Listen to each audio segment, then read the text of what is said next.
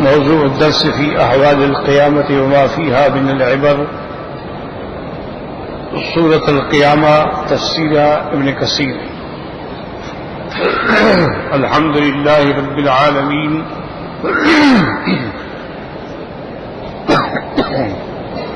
والصلاة والسلام على أشرف الأنبياء وسيد المرسلين سيدنا محمد وعلى آله وأصحابه أجمعين۔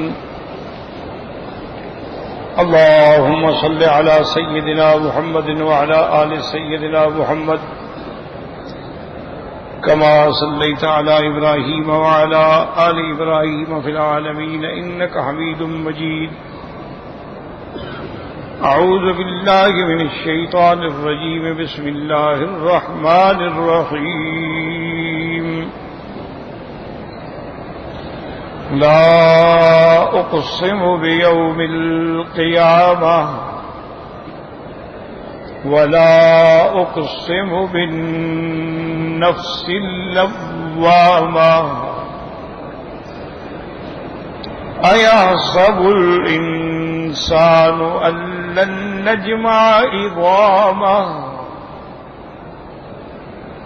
بلى قادرين على أن نسوي بنانه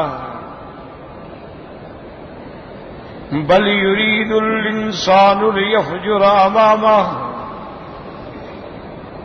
يسأل أيان يوم القيامة فإذا برق البصر وخسف القمر وجمع الشمس والقمر يقول الإنسان يومئذ أين المفر كلا لا وزر إلى ربك يومئذ المستقر ينبأ الإنسان يومئذ بما قدم وأخر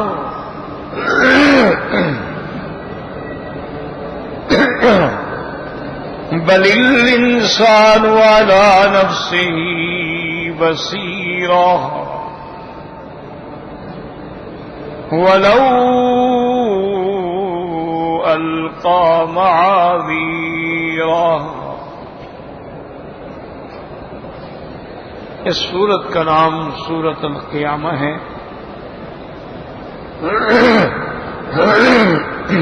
یہ بھی مکی صورتوں میں ہے جو ہجرت سے پہلے حضور صلی اللہ علیہ وسلم پہ نازل ہوئی۔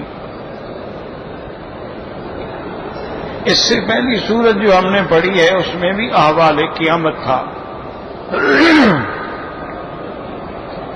اور اس سورت میں بھی احوال قیامت، تو ربط تو واضح ہے، ظاہر ہے۔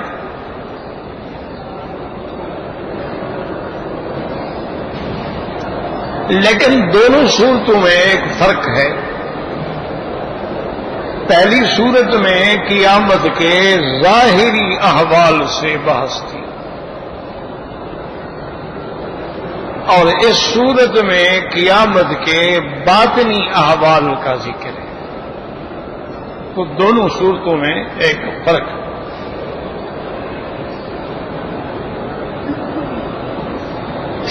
پہلی صورت جو ہم نے اس سے پہلے پڑھی ہے سورت المدثر، اس کے اندر بھی اللہ تبارک و تعالی نے قیامت کا ذکر کیا۔ فَإِذَا نُقِرَ فِي النَّاقُورِ ذَلِكَ يَوْمَئِذٍ يَوْمٌ عَسِيرٌ الْكَافِرِينَ غَيْرُ يَسِيرٍ ذَرْنِي وَمَنْ خَلَقْتُ وَحِيدًا إِلَى آخِرِهِ۔ تو اس میں احوال ظاہرہ کا ذکر،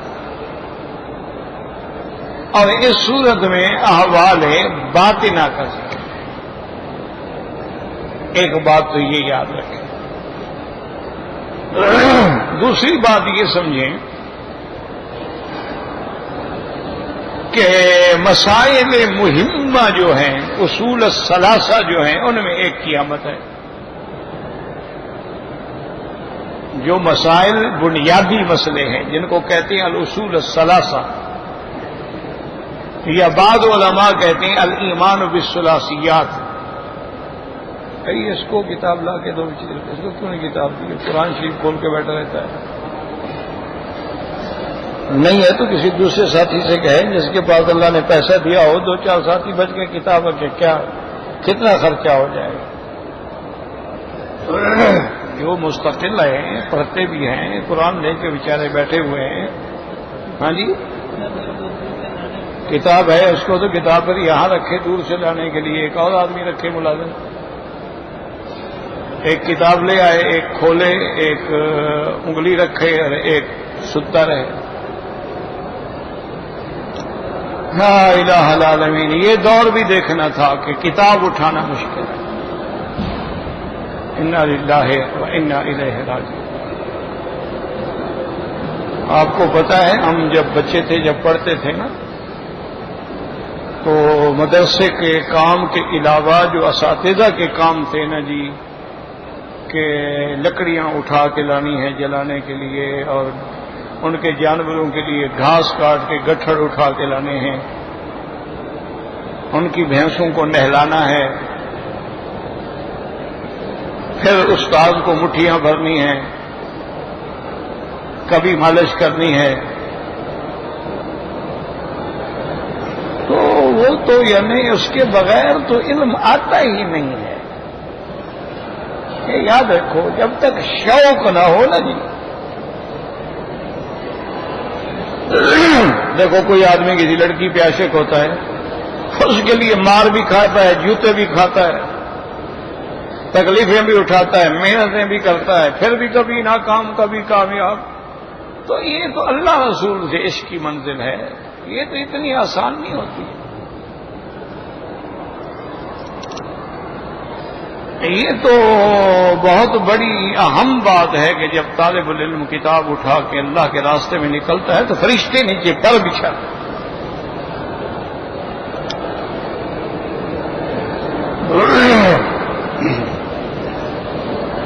یعنی علم میں اتنا ڈوب جاتا ہے آدمی. مجھے والد صاحب نے خود فرمایا کہ میں جب صرف پڑھتا تھا، یعنی پہلی کتاب ہوتی ہے صرف کی، تو وہ گردانیں یاد کرنی پڑتی تھی کہ یہ ضربہ کا باب ہے، نصرہ کا باب ہے، عالمہ کا باب ہے، منع کا باب ہے. تو ضرب یضرب ضربا فهو ضارب. کہتے میں گردان کر کے آ رہا تھا، کتے نے کاٹ لیا، مجھے پتہ نہیں لگا. جب مدرسے میں ہم نے کہا آپ کی ٹانگ ساری خون و خون ہے، میں نے کہا کیوں؟ انہوں نے کہا دیکھو اتنی بوٹی اس نے نکال دی تھی. مجھے پتہ نہیں، میں اپنا سبق یاد کر رہا ہوں.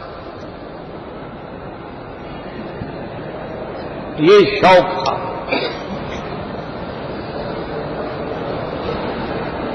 اللہ اکبر. وہ دور چلے گئے. بس دعا کریں اللہ پاک ہمارے حال پہ رحم فرمائے. ہمیں تو یہ ڈر لگتا ہے کہ اب جو ہے آئندہ خدا جانے کیا ہوگا. ہمارا یہ حال ہے، ہماری اولادوں کا کیا ہوگا، پھر ان کی اولاد کا کیا ہوگا.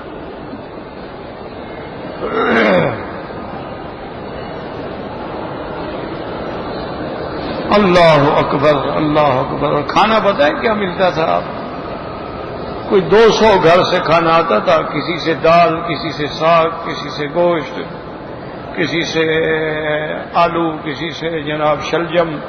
اتنا بڑے پیالے میں سب ڈالتے تھے. سارے طالب بیٹھے بیٹھ جاتے تھے، وہ ملا دیتے اور کھاتے. صبح عین شدید سردیوں میں گڑ کی چائے ملتی تھی، اور وہ بھی ہم سمجھتے تھے کہ ماشاءاللہ جی آج چائے کا پیالہ، مٹی کے پیالے ہوتے، ایک پیالہ پی لیا تو سمجھتے یار بدن میں گرمی آ گئی ہے ماشاءاللہ. آج تو جناب کافی اور ایکسپریس اور کوپوچینو، آج تو 7 ریال کا ایک کپ آتا ہے کافی. انا للہ و انا الیہ راجعون. بس اور کچھ نہیں کہہ سکتے ہیں، بس یہی کہہ سکتے ہیں. اب پھر آدمی اصل وجہ یاد رکھو، میں یہ باتیں کیوں کرتا ہوں تمہیں، اس لیے کہ اگر طالب العلم میں شوق نہ ہو، استاد بیان ہی نہیں کر سکتا.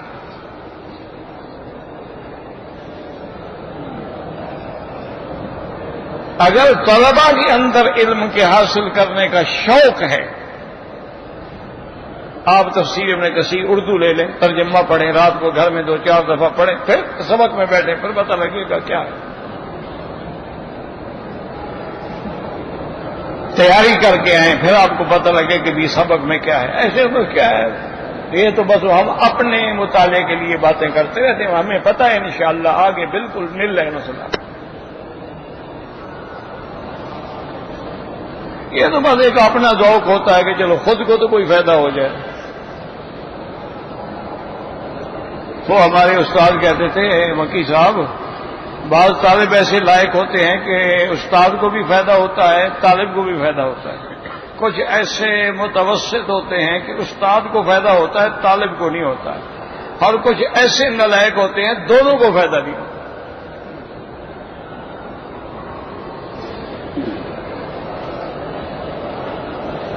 اس کی نحوست سے استاد کو بھی فائدہ نہیں ہوتا۔ بہرحال تو اب بات کو سمجھیں کہ قیامت جو ہے یہ اصول ثلاثہ میں ہے۔ اصول ثلاثہ جو ہے وہ یاد رکھو 3 ہیں: توحید، رسالت، قیامت۔ یہ 3 بنیاد ہیں۔ ایک پر بھی ایمان میں کمزوری ہے تو بندہ کافر ہے۔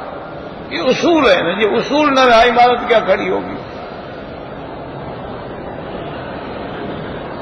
بنیاد ہی نہ ہو تو عمارت کیسے کھڑی ہوگی؟ اس لیے علماء نے ان کو کہا الاصول الثلاثہ، الایمان بالثلاثیات۔ ان 3 پہ ایمان تو ہر حال میں ہے۔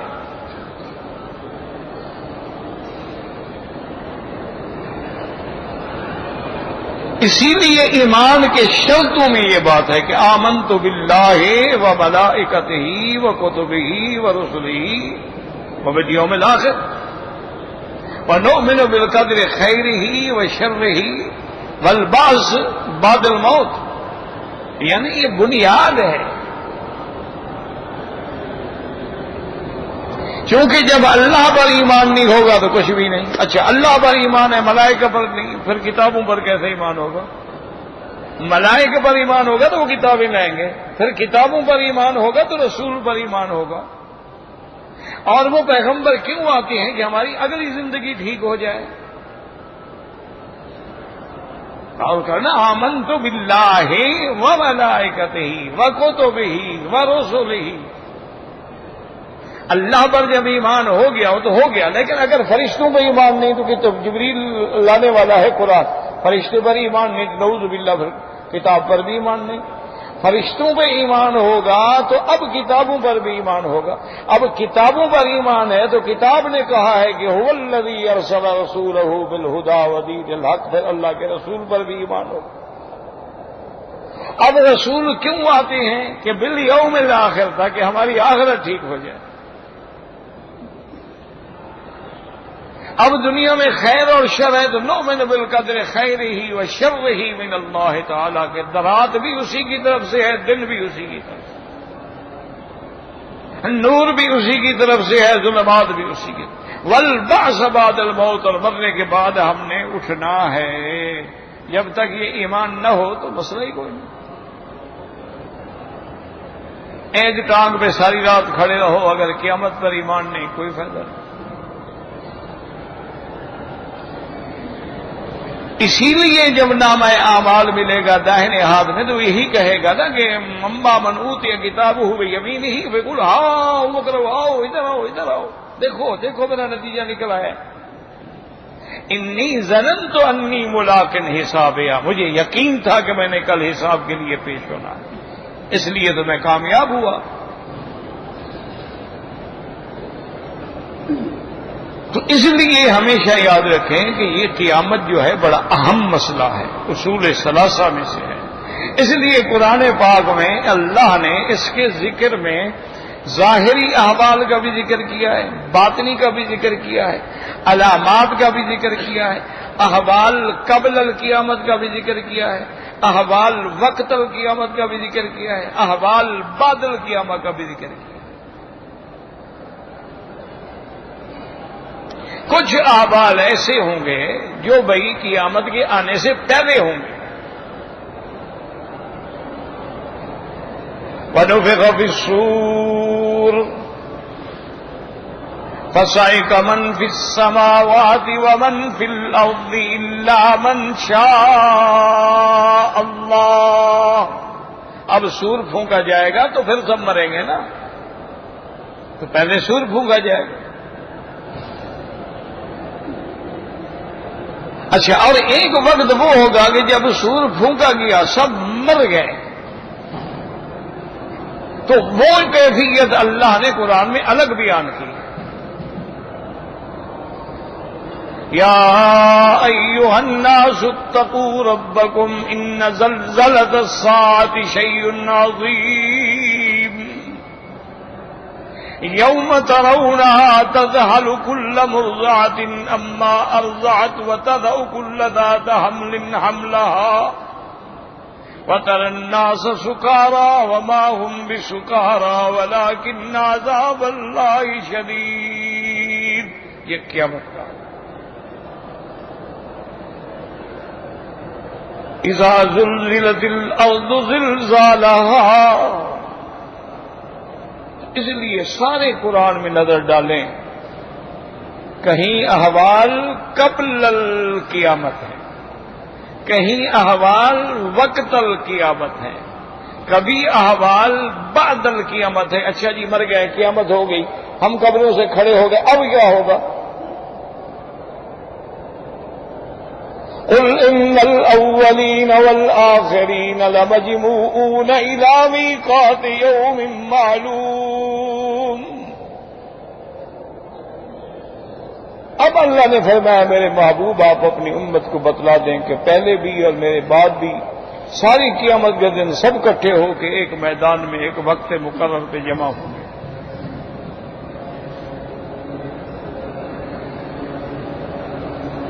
تو اس لیے اب یاد رکھیں کہ اسی لیے قرآن میں اس کے کئی نام آئے ہیں. قیامت بھی ہے، ساعہ بھی ہے، ان الساعۃ آتیۃ لا ریب فیہا، قیامت بھی ہے. اللہ اکبر. اس لیے حضور نے فرمایا انا والساعۃ کہاتین، کہ میں اور قیامت بس ایسے سمجھو ملے ہوئے ہیں، میرے بعد قیامت ہی ہونی ہے نا، اور نبی تو آئے گا نہیں. اللہ نے اس عالم کو چلانا ہو تو نبی آتے ہیں نا. جب آخری نبی آ گیا بات ختم ہو گئی، اب تو قیامت.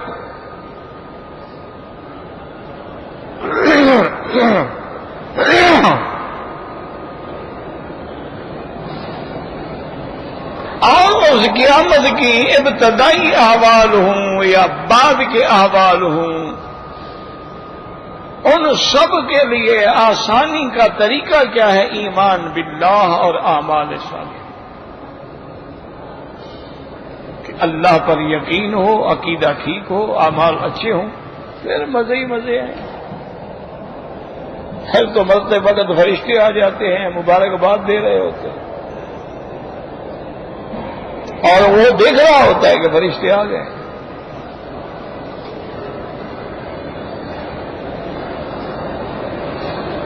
تو اب اس سورت مبارکہ میں اللہ نے قسم کھائی ہے، یاد رکھو، لا اقسم بیوم القیامہ. اب مفسرین فرماتے ہیں کہ یہ عادت عرب ہے کہ جب وہ قسم کھاتے ہیں تو پہلے لام لگا دیتے ہیں، وہ لام زائدہ ہوتا ہے. یعنی اب جب ہم ترجمہ کریں گے تو لا زائدہ، اقسم بیوم القیامہ. اللہ فرماتے ہیں میں قیامت کے دن کی قسم کھاتا ہوں. ایک تو یہ قول، اور بعض علماء فرماتی ہیں کہ اصل میں گویا یہ ابتدائی ہے، لا اقسم بیوم القیامہ. اور بعض علماء فرماتے ہیں کہ نہیں، لا جو ہے وہ معنی یہ ہوتا ہے کہ جیسے کوئی آدمی بات کرنا کہ یار فلاں آدمی ہوگا تو لا واللہ ہے، یعنی وہ نہیں جیسے تم کہہ رہے بالکل میں قسم کھاتا ہوں. تو وہاں بھی عرب اپنے لغت میں لام کا استعمال کرتے ہیں، اور قرآن اترا ہے لغت عرب میں. انا جعلناہ قرآنا عربیا.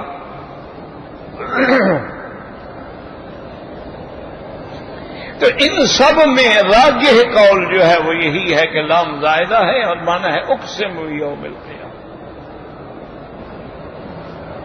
اور وہ یوم جو ہے یوم القیامت کا، ان یومن عندہ کا الف سنۃ،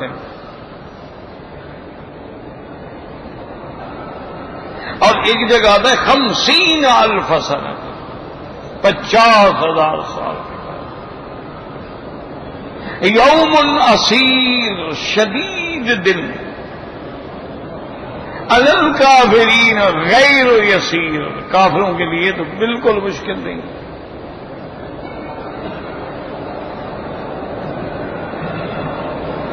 اور ساتھ میں یاد رکھیں کہ اللہ نے یہاں قسم کھائی ہے، اور یہ بھی یاد رکھو کہ خالق کی مرضی ہے جس چیز کی قسم کھائے. وہ خالق، وہ کبھی ان چیزوں کی قسم کھاتی ہیں جو عظیم الشان ہوتی. لا اقسم بهذا البلد وانت حل بهذا البلد، عظیم الشان. والنجم اذا هوى ما ضل صاحبكم وما غوى والليل اذا يغشى والنهار اذا تجلى. اور کبھی ان چیزوں کی قسم کھائی جاتی ہے جن میں نفع ہوتا ہے. والتین والزیتون.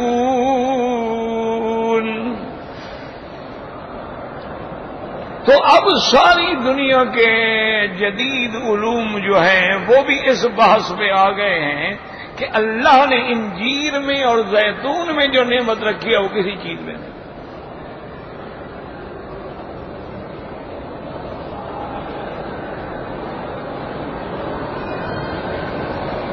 وہ ایک بہت بڑے طبیب تھے، فوت ہو گئے. وہ فرماتے تھے کہ جو بندہ 5 دانے انجیر کے تازہ مل جائے تو سبحان اللہ، تازہ نہ ملے تو خشک تو ملتے ہی ہے، ہر وقت ملتے ہیں. 5 دانے انجیر کے اور 1 چمچ زیتون خالص کا صبح اور شام کو پی لیا کہ فرماتے اس کو کسی دوا کی ضرورت ہی نہیں، کسی گولیاں کھانے کی ضرورت. کیوں؟ زیتون تو وہ چیز ہے جو قرآن میں ہے. شجرۃ مبارکۃ زیتونۃ لا شرقیۃ ولا غربیہ یکاد زیتها یضیء ولو لم تمسسہ نار. تو قرآن میں ذکر ہے. اور صحیح حدیث میں میرے آقا نے فرمایا کلوا وادہنوا، زیتون کھایا بھی کرو اور اس کا تیل لگایا بھی کرو.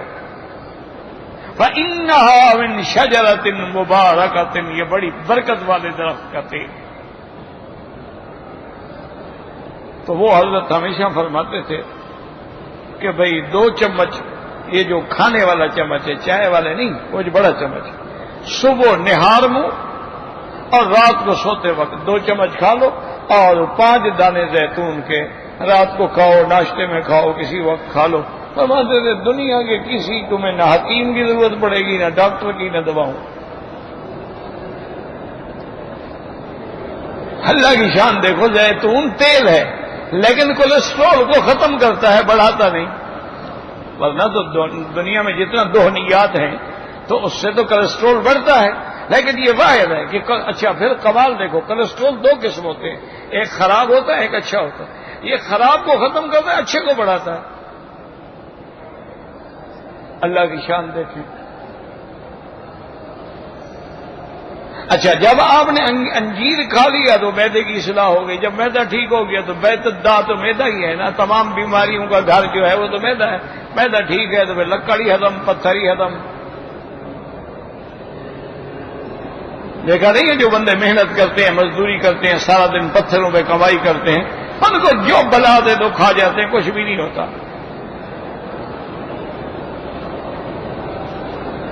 اور جو بیماریاں بستر پہ پڑی ہیں، گھر بھی کار میں، سکر بھی کار میں، ان کے بس میں نہیں، ان کے بس میں ہوتی، حمام میں بھی کار میں جائیں۔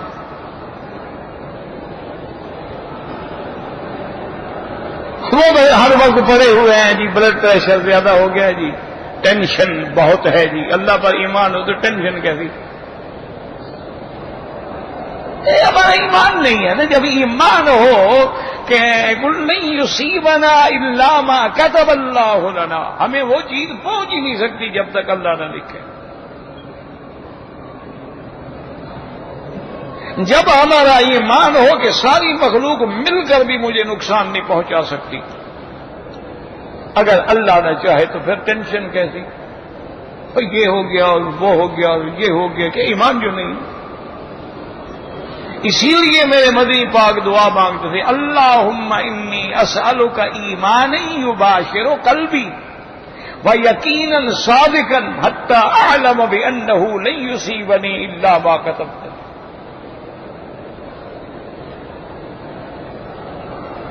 تو اس لیے ہمیشہ یاد رکھیں کہ اللہ جس چیز کی قسم چاہے کھائیں، کیونکہ وہ خالق ہے۔ انسان کو اللہ کے سوا کسی چیز کی قسم کھانے کی اجازت نہیں۔ پہلے تو قسم کھایا نہ کرو، اگر کوئی مجبوری ہے تو کوئی بات نہیں، قسم کھانا بھی شریعت کا حکم ہے، البینۃ المدعی والیمین علی من انکر، قسم کھائی جا سکتی ہے، لیکن سچی قسم، جھوٹی نہ ہو۔ تو اب اگر انسان نے کسی پیر کی قسم کھائی یا کسی مزار کی قسم کھائی، وہ تو کافر ہو گیا۔ مجھے مرشد کی قسم ہے، مرشد کے پنڈے کی قسم ہے، مرشد کے آستان کی قسم ہے، مجھے اپنے بیٹے کے سر کی قسم ہے، وہ کافر ہو جاتا ہے۔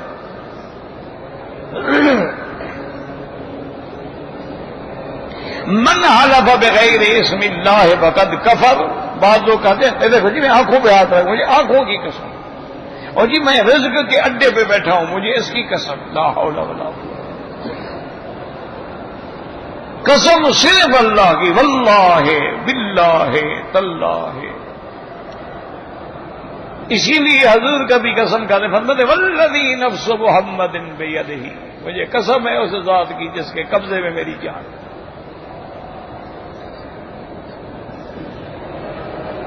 اسی لیے صحابہ کا بھی کامیاب کہتے فزت ورب الکعبہ، کعبے کی نہیں، رب الکعبہ، مجھے کعبے کے رب کی قسم ہے۔ لیکن اللہ تعالیٰ جو چاہیں قسم کھائیں، لا اقسم بیوم القیامت ولا اقسم بالنفس اللوامہ۔ اور یاد رکھو جہاں قسم ہوگی مقسم بے ہوگا، اور آلہ قسم ہوگا، اور پھر اس کا جواب قسم ہوگا۔ یاد رکھو تو چار چیزیں لازم، قسم، مقسم بے، جواب قسم، آلہ قسم۔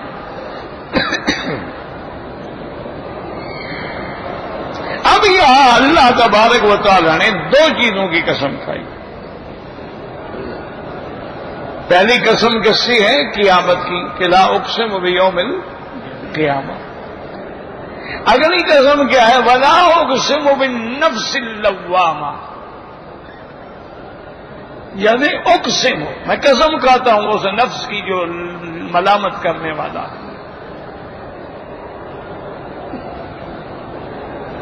اب یاد رکھیں چونکہ قیامت کا تعلق بھی تو انسان سے تھا نا، ویسے تو قیامت سب پہ آئے گی، ہر چیز فنا ہو جائے گی، لیکن مکلف تو انسان اور جن ہے نا، باقی جانوروں سے تو کوئی مکلف نہیں ہے۔ نہیں پوچھا جائے گا گائے سے کہ تم نے نماز پڑھی ہے کہ نہیں پڑھی۔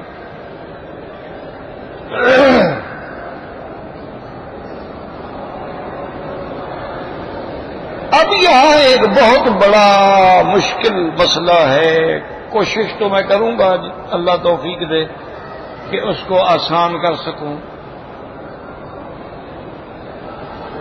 تاکہ آپ کے کچھ نہ کچھ تو سمجھ میں آ جائے۔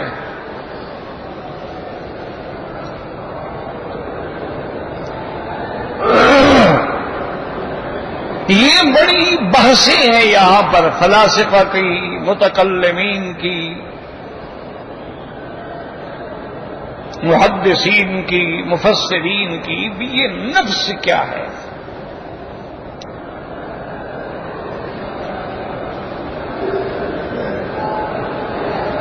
اب بعض فلاسفہ تو یہ کہتے ہیں کہ بھائی نفس اور روح جو ہے وہ ایک چیز ہے. کہتے ہیں اسی کو نفس بھی کہا جاتا ہے، روح بھی کہا جاتا ہے. وہ کہتے ہیں انسان ہے مثلا، ایک اس میں جسد ہے، یہ ڈھانچہ ہے، ہیکل ہے، اور دوسری چیز کیا ہے؟ روح ہے. بس یہ نفس ہے، وہ روح ہے.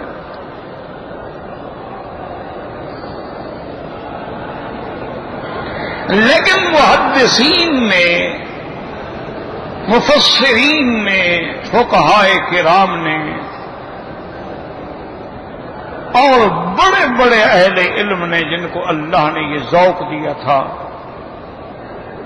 اس پہ بڑی کتابیں لکھی ہیں. علامہ قشیری نے، امام غزالی نے، امام احمد ابن حنبل نے، شیخ الاسلام ابن القیم نے، شیخ الاسلام ابن تیمیہ نے، بڑے بڑے لوگوں نے اس پہ بڑی نفیس بحثیں کی ہیں.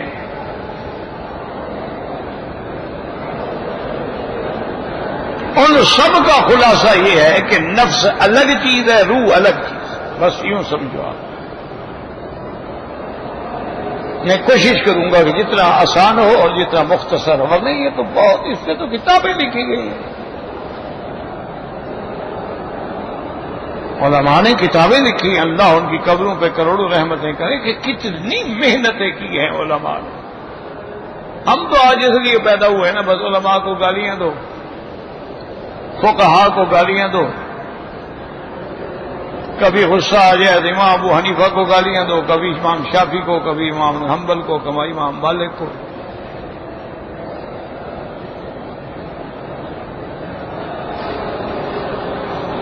ان لوگوں نے کتنی بڑی محنتیں کی ہیں. تو اب اس سب کا بحث کا خلاصہ یہ ہے کہ نفس الگ چیز ہے، روح الگ چیز ہے.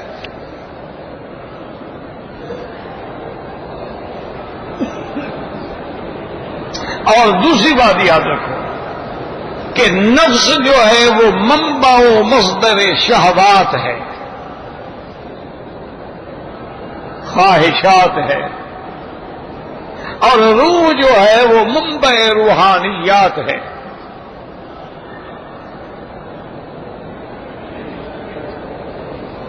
یعنی نفس جو ہے اس میں شہوانیت ہے، یا یوں سمجھ لو نفس جو ہے اس میں شر ہے، اور روح جو ہے اس میں خیر ہے.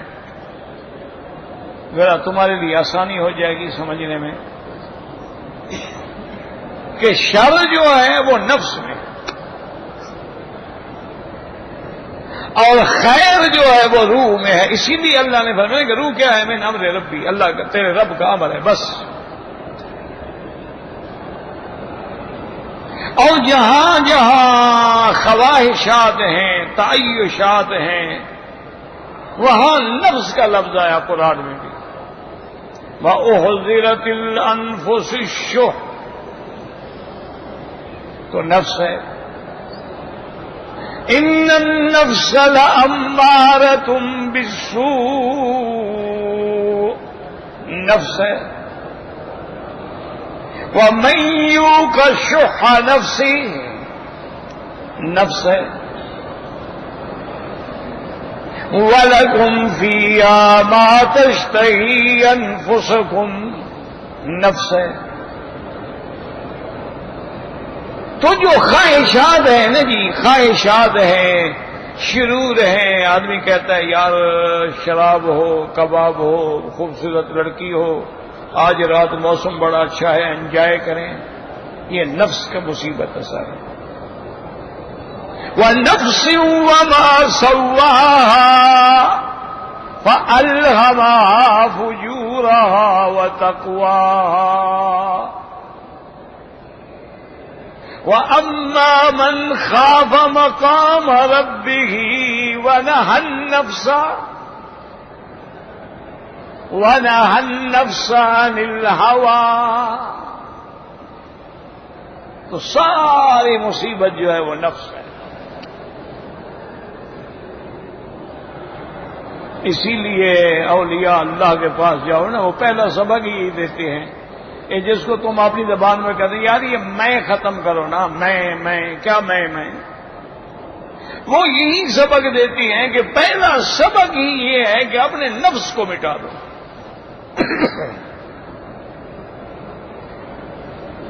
نفس کو کچل دو.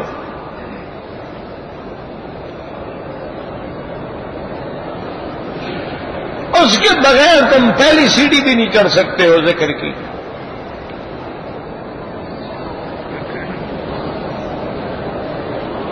تو سارے کو اچھا اسی طرح قرآن میں دیکھیں وہاں بالکل تقسیم موجود. اللہ یتوفی الانفس حین موتہا.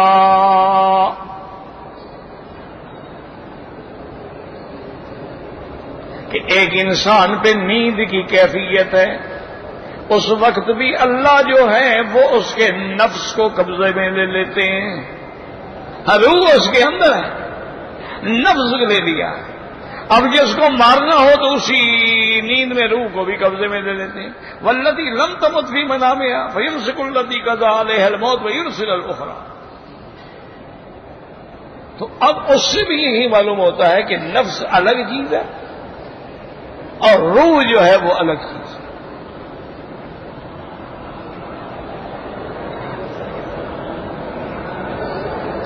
اور نفس کو کیسے کچلا جاتا ہے؟ نفس کی مخالفت سے. کہ ایک اللہ رسول کا حکم ہے، ایک نفس کی خواہش، بس نفس کی خواہش کو کچل دو.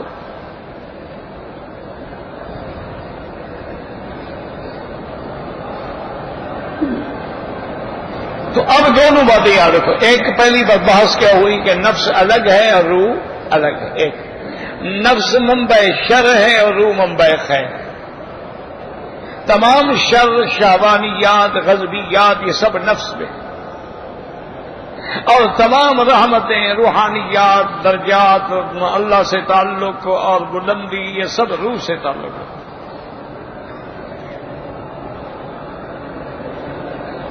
اور پھر نفس جو ہے یاد رکھو اس کی 3 قسمیں. ایک نفس ہے امارہ ہے اور ایک نفس لوامہ ہے. یہ سب قرآن میں ہیں، ہم مولوی نہیں کہتے اپنی طرف سے. ان النفس لامارۃ بالسوء. تو نفس امارہ کا ذکر آ گیا. فلا اقسم بالنفس اللوامہ. تو اب نفس لوامہ کا ذکر آ گیا. یا ایتھا النفس المطمئنہ. تو نفس مطمئنہ کا ذکر آ گیا. تو اب نفس کی کتنی قسمیں ہو گئی؟ 3 یاد رکھ لیں. ایک یاد رکھ لیں روح اور نفس الگ ہے.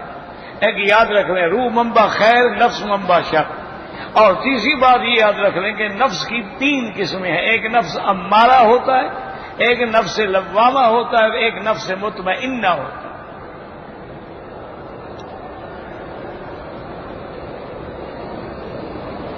اب علامہ کشیری رحمت اللہ علیہ نے تو بڑی عجیب مثال دی. وہ کہتے ہیں نفس کی مثال ایسے ہوتی ہے جیسے کتا ہو. کیا مطلب؟ وہ کہتے ہیں کتا دیکھو نا، کتا کیسے کاٹتا ہے، کیسے بھونکتا ہے، کیسے پلٹتا ہے. لیکن کتے کو بھی سکھا دیا جائے تو وہ قلب معلمہ بن جاتا ہے.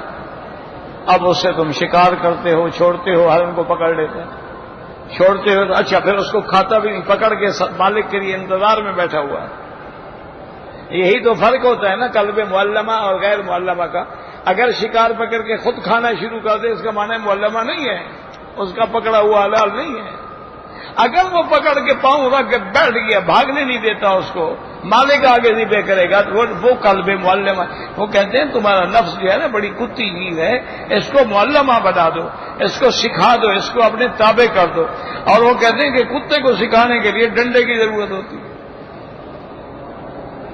ڈنڈا ہاتھ میں نہ ہو تو پھر تو ایک ہی جست میں کام تمام کر دے گا.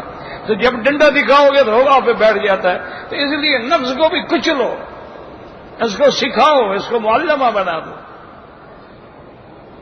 جہاں حکم کرو چل پڑے، کہو رک جاؤ رک جائے. اب دیکھا نہیں وہ لوگ سکھا دیتے ہیں، وہ چور کے پاؤں سے سنگھا دیتے ہیں، وہ چلتے چلتے چلتے چلتے چور کے گھر میں پہنچ جاتا ہے. اس کو منشیات سنگھا دیتے ہیں، وہ جناب صندوقیں بند ہیں، بوریاں ہیں، پلاسٹک چڑھے ہوئے، وہ سونگ کے بتا نہیں اس کے اندر ہے، اس کے اندر نشہ ہے. وہ کتا سیکھ گیا نا، اس کو کہتے ہیں اپنے کتے کو بھی سکھاؤ ذرا، اس کو بھی سدھاؤ، اس کو بھی سیدھا کرو نا. اور یہ ایسے سیدھا نہیں ہوتا، اس کو کسی اللہ والوں کے پاس لے جاؤ، اس کے بغیر یہ سیدھا نہیں ہوتا.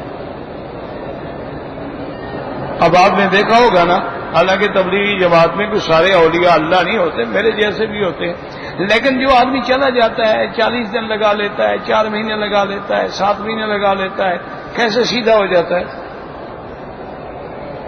پھر باقاعدہ پگڑی سنت کا لباس ہے، باقاعدہ وہی لمبا کرتا ہے، باقاعدہ وہی جناب موٹی پنڈلی پر شلوار ہے یا پاجامہ ہے، یعنی یہ لباس سنت کے مطابق ہے جو یہ پہنتے ہیں.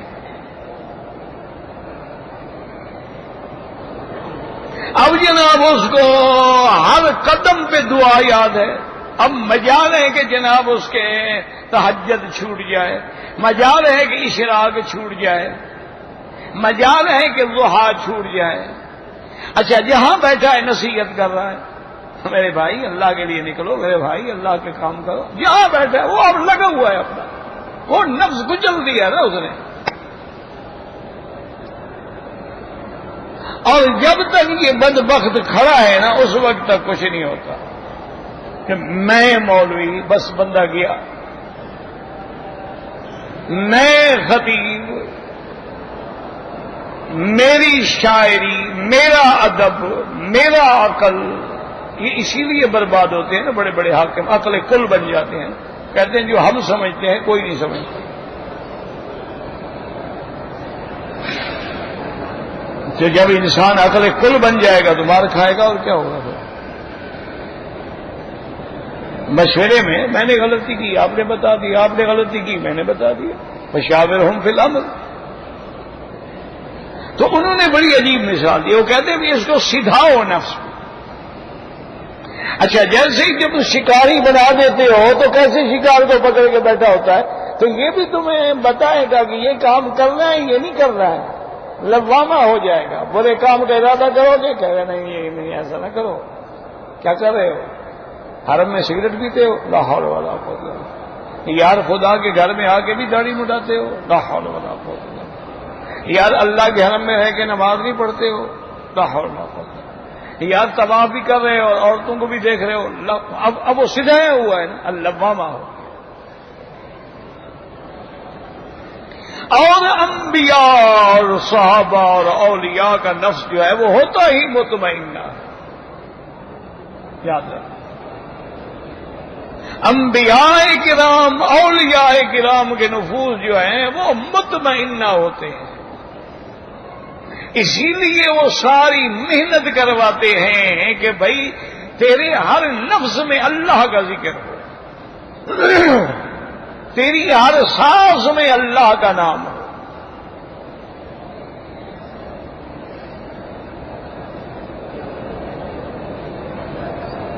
اور جب وہ اتنا ذکر کرتے ہیں تو نتیجہ کیا ہوتا ہے؟ الا بذکر اللہ تطمئن القلوب. اللہ کے ذکر سے نفس مطمئنہ ہو جاتا ہے. تو اب انشاءاللہ امید ہے آپ کو یاد رہے گی بات. ایک قیامت کے احوال ظاہری ہیں جو سورۃ المدثر میں، ایک قیامت کے احوال باطنی ہیں جو سورۃ قیامت میں ہیں. اسی طرح یاد رکھیں، ایک نفس ہے وہ الگ چیز ہے، ایک روح ہے وہ الگ چیز ہے. روح منبع خیرات ہے اور نفس جو ہے وہ منبع شہوات ہے. دو باتیں ہو گئی. پھر نفس کے 3 قسمیں ہو گئی. ایک نفس امارہ ہے، لوامہ ہے، مطمئنہ ہے. اللہ پاک آپ کو بھی ہمیں بھی نفس مطمئنہ نصیب فرمائے. وما ذلک علی اللہ بعزیز. اللہ کے آگے کیا مشکل ہے. رحمت حق بہا نمی جوید بہا نمی جوید. رحمت حق کوئی معاوضہ نہیں مانگتی، وہ تو بہانہ مانگتی ہے کہ یہ تھوڑا سا ایک بندہ گر رہا تو اسے پکڑ لیا، بچو معاف. بندہ پیاسا بیٹھا تھا، پانی پلا دیا، حالانکہ جو تھے اسی پانی کی وجہ سے جاؤ معاف کر. وہ تو بہانا چاہتے ہیں.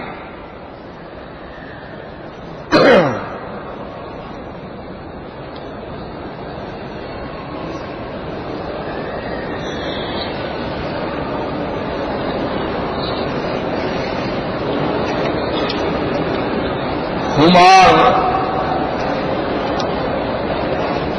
اللہ کے بندے، ہمار یہ اسی ہے سے لکھا جاتا ہے، دو آنکھوں والی تھی. جب تم نے قرآن نہیں پڑھا کمثل الحمار کأنہم حمر مستنفرہ، کون سی آئے؟ تو جب اس کا بھی پتہ نہیں تو سوال کیوں پوچھتے ہو؟ جب ایک آدمی کو گدھے اور گھوڑے کا فرق بھی نہیں آتا تو مولوی مکی کیا کرے گا؟ لا حول ولا قوت. کہتے جی ہمارے واشی، ہاں جی حلال ہے. تم نے کبھی دیکھا ہے یا کھاؤ گے؟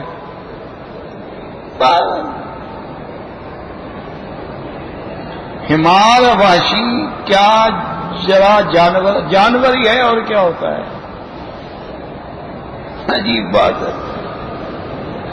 رات کو ناخن کاٹنا جائز ہے، بالکل جائز ہے. کیوں نہ جائز ہے؟ رات کو کھانا پینا جائز ہے، ناخن کاٹنا جائز نہیں. پتہ نہیں لوگوں نے کیسے مسئلے کھڑے ہیں. رات کو بیوی کے ساتھ سونا جائز ہے، باقی ناخن کاٹنا نہ جائز ہے. عجیب مسئلے ہیں. بس مولوی مفت کا ملا ہوا ہے. یا تو ہم بھی سوال پر کوئی ٹیکس وغیرہ لگائیں، پھر مجالے پوچھیں. اللہ کے بندے یہ تو لوگوں نے بنا رکھا ہے رات کو ناخن نہیں کاٹنے. ہاں خیال رکھنا. اور منگل اور بدھ کو سفر پہ نہیں نکلنا، سفر کے مہینے میں شادی نہ کرنا، محرم میں خوشی نہ کرنا. یہ سارے شیعہ کی قسمیں ہیں، یہ ہندوؤں کی رسمیں ہیں. اس کا اسلام سے تو کوئی تعلق نہیں. جب موقع ملے سنت ہے کاٹو، ہفتے میں ایک دفعہ تو ضرور کاٹ لو، زیادہ سے زیادہ 40 دن. عمرے سے پہلے بالکل ناخن کاٹے، بدن کی صفائی کرے، غسل کرے، خوشبو بدن پہ لگائے، 2 رکعت پڑھے، نیت کرے، تیاری کرے عمرے کی.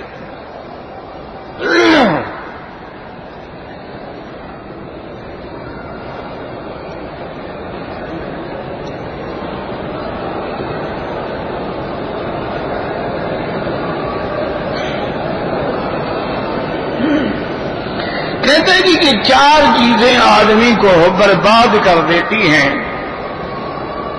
احمقوں سے مقابلہ کرنا ٹھیک ہے، گناہوں کی کثرت یعنی گناہ برباد ٹھیک ہے، عورتوں کے ساتھ اختلاط اور مردہ لوگوں کے پاس کثرت سے بیٹھنا. کہتے عورتوں کے ساتھ اختلاط سے کیا وہ اختلاط؟ تم نے عربی کا لفظ لکھ لیا ہے، تمہیں پتہ نہیں ہے. اختلاط کا معنی ہوتا ہے غیر محرم عورتوں کے ساتھ بیٹھنا، بات کرنا، ملنا جلنا. یہ اختلاط وہ تو مباشرت ہے، وہ تو جیما ہے، وہ اختلاط تھوڑا ہے. یہی اختلاط ہے کہ غیر محرم عورت بھی بیٹھی ہوئی ہے اور جناب وہ کھانے پیش کر رہی ہے، اور وہ خامد بھی ماشاءاللہ بہت بڑا دیوس ہے، خوش ہو کے بتا رہا ہے کہ جناب یہ ڈش جو ہے نا میری بیگم نے صرف آپ کے لیے بنائی ہے. ماشاءاللہ جی، میں چاچا لگتا تھا اس کا، میرے لیے بنائی ہے اس نے. اور میری بیگم جناب بڑی زبردست کک ہے جناب،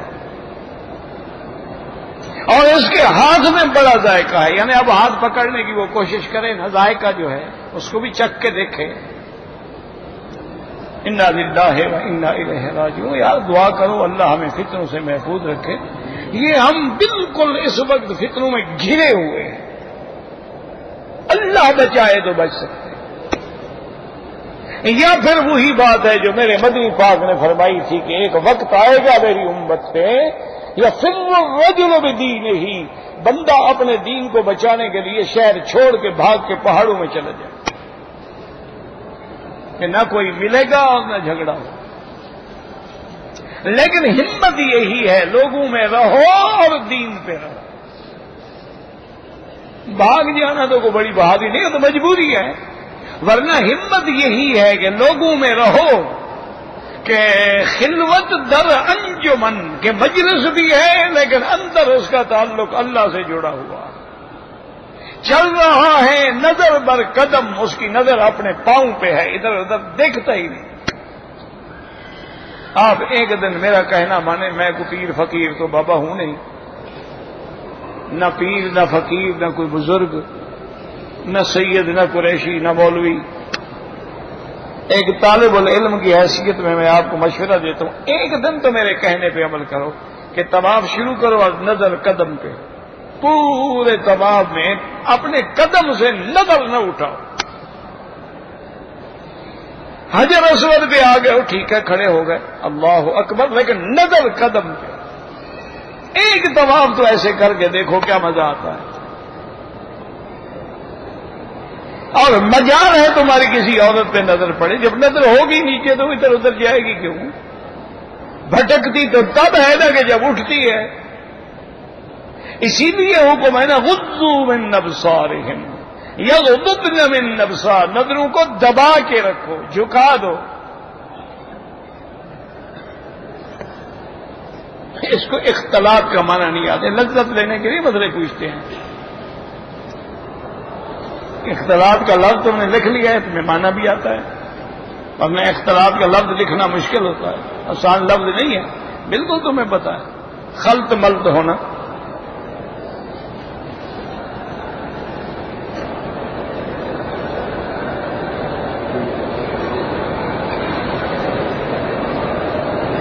کہتے جی کہ میں جدے سے کام کے لیے مکہ مکرمہ میں آیا، 3 دن کام نہیں ملا تو میں نے عمرے کا ارادہ کیا اور اپنے دوست کے گھر سے احرام باندھ کے عمرہ کیا. وہ بالکل نہیں ہوتا عمرہ. دوست کا گھر تمہارا میقات ہے ماشاءاللہ. عمرے کے لیے لازم ہے کہ حد حرم کے باہر جاؤ.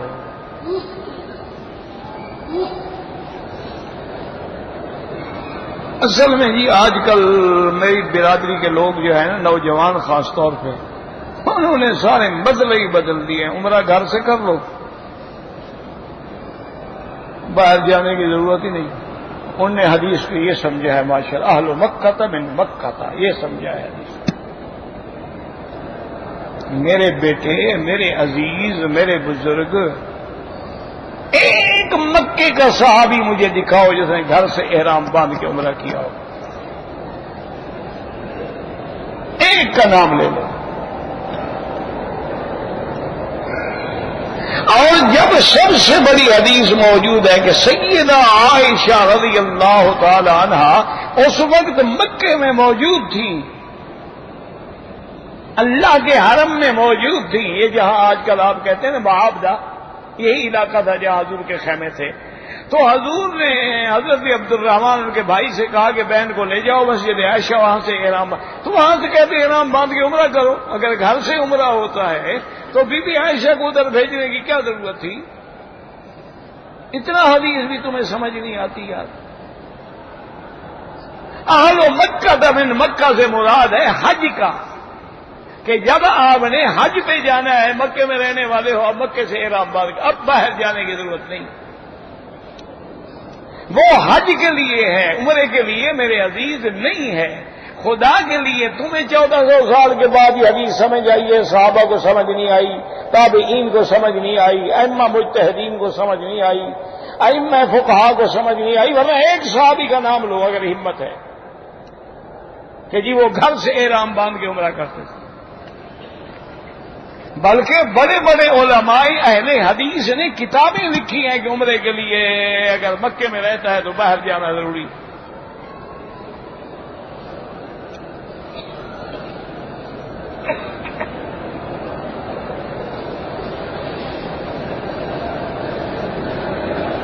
کہتے جی کہ ایک مولوی صاحب تقریر کر رہے تھے انہوں نے فرمایا کہ حنفی لوگ جو ہیں بھیڑ بکریوں کی طرح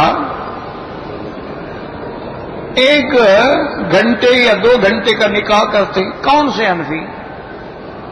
اس مولوی صاحب سے کہو کہ کسی حنفی کا وہ حلالے پر اعتراض کر رہا ہے. حلالہ تو قرآن کا حکم ہے. فَلَا تَحِلُّ لَهُ مِن بَعْدُ حَتَّىٰ تَنكِحَ زَوْجًا غَيْرَهُ. اور ساتھ ہم بتاتے ہیں کہ المحلل والمحلل اللہ المحلل والمحلل لا. ایک حنفی دکھلاؤ جس نے 1 رات کا نکاح کیا ہو. کیوں ہمیں مجبور کرتے ہو کہ ہم تمہاری زبان استعمال کریں؟ لیکن اللہ بچائے، ہم نہیں کہتے کہ تمہاری کتابوں میں کیا، نذر الابرار میں کیا لکھا ہے. بہرحال تمہیں مبارک ہو، تم امام حنیفہ کو گالیاں دو، ہمیں گالیاں دو، تمہیں مبارک ہو، ہم نہیں دے سکتے.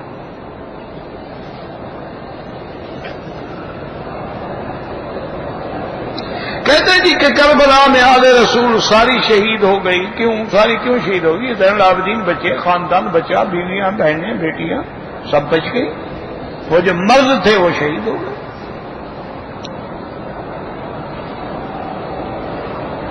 امیر معاویہ نے حضور سے وعدہ کیا تھا شادی نہ کرنے کا. بالکل نہیں. کیوں شادی کرنے کا وعدہ کیوں کرتے؟ حضرت علی کو روکا تھا حضور نے. پتہ نہیں کیسے لوگ مسئلے گھر سے ہیں، گھر میں بیٹھ کے. حضرت معاویہ نے کیوں وعدہ کیا تھا میں شادی نہیں کروں گا؟ جناب شادی کرنے کا اللہ رسول کا حکم ہے. وہ تو حضور پاک نے حضرت علی سے محبت کی بنا پہ کہا تھا کہ بی بی فاطمہ کے ہوتے ہوئے تم دوسری شادی نہ کرو، کیونکہ اگر بی بی فاطمہ ناراض ہو گئی تو میں ناراض ہو جاؤں گا، اور میری ناراضگی سے اللہ ناراض ہو جائے گا. تو تم کیوں ایسا قصہ کرنا چاہتے؟ اور دوسری وجہ یہ تھی کہ حضرت علی شادی کرنا چاہتے تھے ابو جہل کی بیٹی سے، جس پہ حضور جلال میں آ گیا. فرمایا تجمع بنت عدو اللہ علی بنت رسول اللہ. اللہ کے دشمن کی بیٹی کو محمد کی بیٹی پہ سوکن لانا چاہتے ہو؟ اگر تمہیں اتنا شوق ہے تو طلق ابنتی، میری بیٹی کو طلاق دے. حضرت علی نے معافی مانگی. یا رسول اللہ، میں نے ارادہ کیا تھا نہیں کروں گا. لیکن بی بی فاطمہ کے بعد حضرت علی نے کافی شادیاں کی ہیں. آپ کے 18 بیٹے ہیں.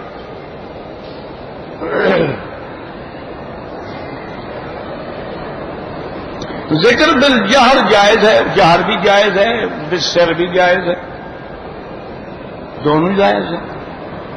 کیونکہ اللہ تبارک و تعالی نے نمازیں بھی تو دونوں رکھی ہیں نا، بالجہر بھی ہیں، بالسر بھی ہیں. اسی طرح لبیک میں بھی حکم ہے کہ زور زور سے پڑھو. حضور سے پوچھا کہ مل حج یا رسول اللہ؟ آپ نے فرمایا الحج والسج. حج وہ ہے کہ جس میں لبیک کا شور ہوتا ہے اور قربانیوں کا خون بہایا جاتا ہے. تو بعض ذکر جو ہیں جہر ہیں، بعض ذکر خفی ہیں.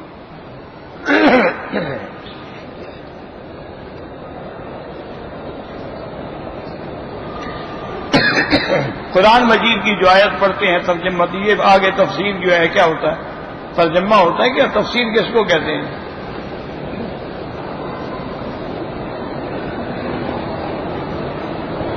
کہتے ہیں کہ اہل سنت والجماعت کا عقیدہ ہے کہ شیعہ کافر ہے. وہ شیعہ جو قرآن کا منکر ہے، وہ شیعہ جو سیدہ عائشہ صدیقہ کی عصمت کا منکر ہے، وہ شیعہ جو سیدنا ابو بکر صدیق کی صداقت کا منکر ہے. ورنہ شیعہ تو 360 قسمیں ہیں. یہ کوئی ایک بلا ہے؟ یہ تو کئی قسمیں ہیں. اس لیے اب ہر کسی کو تو کافر نہیں کہا جا سکتا. دوسرا، گورنمنٹ پہ اعتراض کیا ہے؟ وہ تو پاسپورٹ پڑھیں گے، اگر لکھا ہے مسلم تو مان لیں گے کہ مسلمان ہے. تم اپنے آپ کو کافر لکھو، قادیانی لکھو، پھر دیکھو آنے دیتے ہیں. مسلم بن کے آ جاؤ تو کوئی کیا کرے؟ کس کس کا سینہ چیر کے دیکھیں.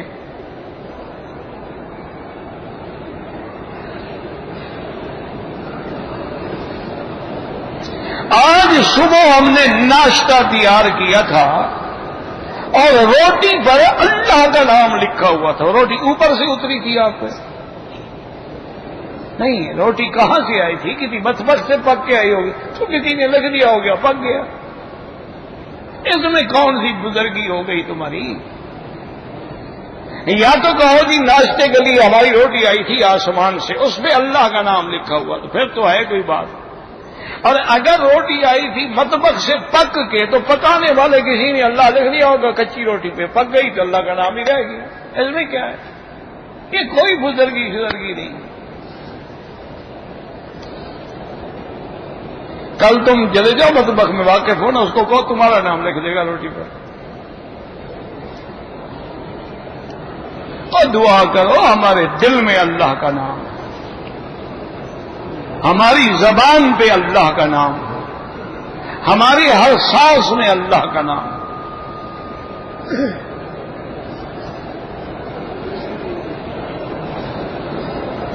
میرے جناب بال چھوٹے ہیں، میں نے عمرہ کرنا ہے تو اس طرح پھر رہا ہو جناب، چھوٹے پہ بھی پھر جاتا ہے. ورنہ نہ کرو جناب، کسی حکیم نے لکھا ہے آپ کو کہ مہینے میں ایک عمرہ کیا کرو. کرنا ہے تو انسانوں کی طرح کرو، محلقین رؤوسکم، سر مڈاؤ. یہ بال بچانا چاہتے ہیں، چھوٹے بال ہیں چھوٹے. پھر گنجا ہو گیا تو بیوی گھر نہیں آنے دے گی. اور جناب 5-10 دن میں اچھے بال نکل آئیں گے، فکر نہ کرو، غم نہ کرو. یہ اپنی کھیتی ہے، اور یہ ایسی کھیتی ہے جتنے دفعہ اس طرح پھراؤ بال اور اچھے لگتے ہیں. بلکہ ایک ہمارے حکیم ہوتے تھے، وہ کہتے تھے کہ بھئی جس کے بال بکھرے ہوں یا ادھر ادھر ہوں، ٹھیک نہ ہوں، وہ کہتے اس کو کہو اس طرح پھرائے، پھر لیمون مارے سارے سر پہ، 1-2 گھنٹے بیٹھے رہے، پھر دھو ڈالے، پھر اس طرح پھروائے، پھر اس طرح، ہر دفعہ پھر لیمون مارتے ہیں. پھر جب بال آئیں گے دیکھو کیسے آتے ہیں. مفت کا علاج ہے تو یہ بھی بتا دیا. لیمون اصلی ہو، 2 نمبر والا نہ ہو، چونکہ آج کل سارے کام تم 2 نمبر کرتے ہو نا.